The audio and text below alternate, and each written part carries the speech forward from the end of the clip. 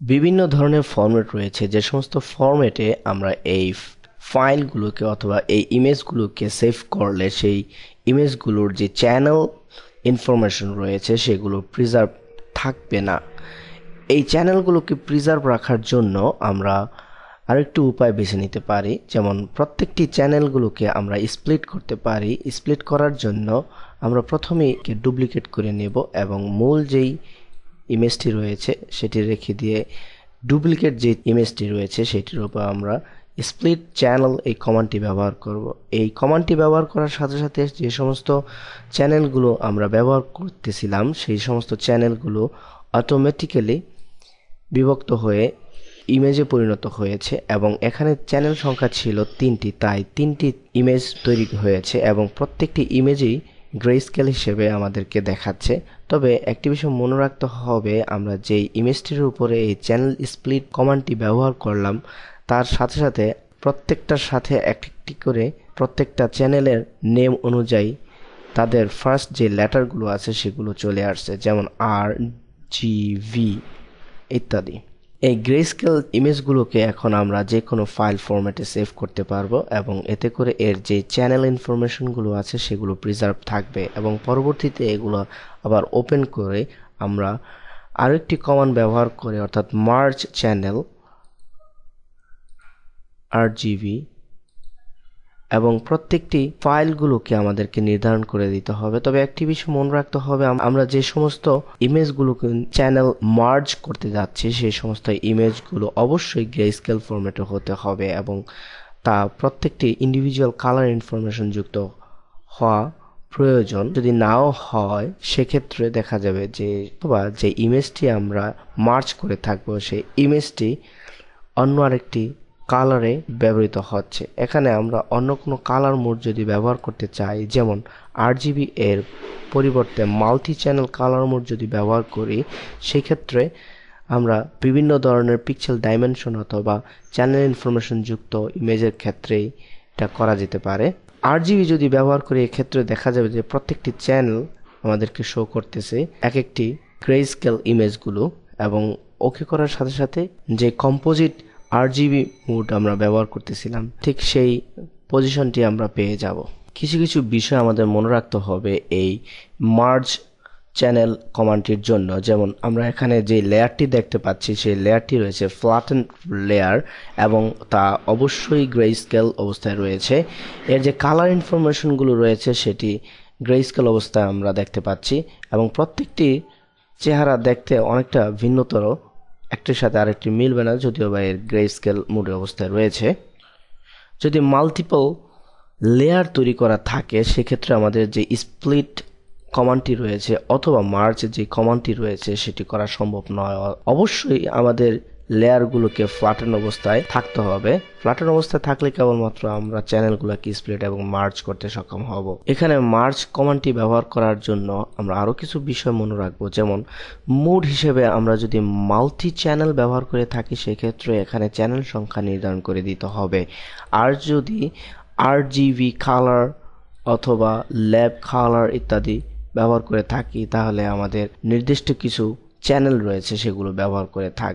RGB জন্য আমরা fixed 3টি ব্যবহার করতে পারি অথবা অধিক ব্যবহার করতে পারি। এখানে CMYK যে কালারটি রয়েছে এবং তার যে কালার মোডে সেভকৃত ইমেজগুলো আমরা মার্জ করব সেগুলো 4টি হতে হবে, অর্থাৎ 4টি গ্রেস্কেল হলেই কেবলমাত্র আমরা CMYK কালার মোডে একে কনভার্ট করতে পারবো মার্জ হিসেবে। আমরা এখানে 4টি পিকচার নিলাম এবং নেওয়ার পর আমরা একে যদি CMYK কালার মোডে মার্জ করি তাহলে দেখা যাবে যে প্রত্যেকটি এখানে দেখাচ্ছে তার প্রত্যেকটি নাম অনুযায়ী এবং ওকে করার সাথে সাথে CMYK কালার মোডে আমাদেরকে দেখাচ্ছে। তবে একটি বিষয় মনে রাখতে হবে, যেই কালারটিকে আমরা ডুপ্লিকেট করেছি সেটি ডাবল বার ব্যবহার হওয়ার কারণে এর যে কালার ইনফরমেশনগুলো আছে সেগুলো পরিবর্তন হয়ে গেছে। আমরা Ctrl+Z প্রেস করে এর পিছনের দিকে যেতে পারবো না, কেবলমাত্র আমরা এর স্প্লিট করে এর পিছনের দিকে যেতে পারবো।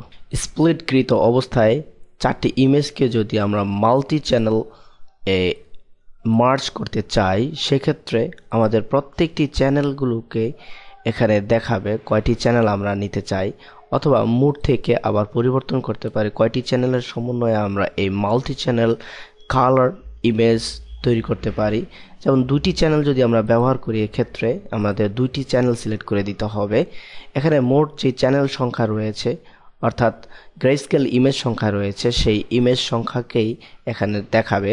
সি অর্থাৎ সাইন এবং ম্যাজেন্টা ব্যবহার করি, সেক্ষেত্রে যেই চ্যানেলগুলো আমরা দেখতে পাচ্ছি কম্পোজিট হিসেবে, সেই চ্যানেলগুলো আলফা চ্যানেল অথবা স্পট চ্যানেল হিসেবে বিবেচিত হয়ে আমাদেরকে কম্পোজিট চ্যানেল হিসেবে দেখাবে। স্প্লিট, এখানে যে ইমেজটি আমরা স্প্লিট করলাম সেই ইমেজটির ছিল RGB মোডে, এবং এই RGB মোডে থাকার পর আমরা একে যদি মাল্টি চ্যানেল হিসেবে মার্জ করি চ্যানেল 3, এবং এখানে চ্যানেল সংখ্যা দেখানো হচ্ছে কোনটি কোনটি আমরা ব্যবহার করব, নেক্সট নেক্সট নেক্সট, এবং প্রত্যেকটি কম্পোজিট হিসাবে দেখা যাবে যে এর যে আলফা চ্যানেলটি রয়েছে সেই আলফা চ্যানেলগুলি যুক্ত হয়ে মাল্টি চ্যানেল কালার মোড পরিণত হয়েছে।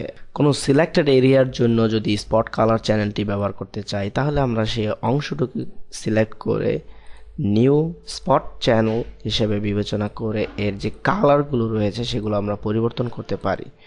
হ্যাঁ, এখানে কালারটি পরিবর্তন করে দিয়ে আমরা এর সলিডিটি কত পার্সেন্ট হবে তা ব্যবহার করতে পারি, এবং এর নাম হিসেবে আরেকটি দিয়ে দিতে পারি।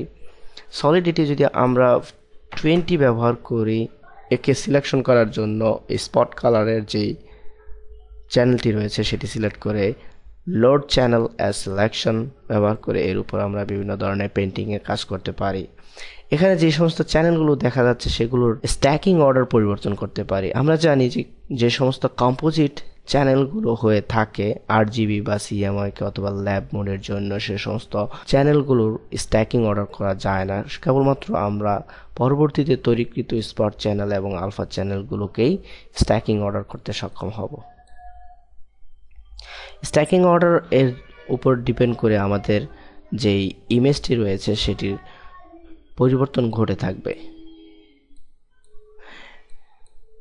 এখানে স্ট্যাকিং অর্ডার হচ্ছে, কিন্তু আমাদের যে ইমেজটি রয়েছে কম্পোজিট ইমেজটি, সেই ইমেজটির পরিবর্তন ঘটতেছে না, কারণ আমরা জানি 3টি ইমেজের কম্পোজিশন একত্রে আমরা দেখতে পাচ্ছি।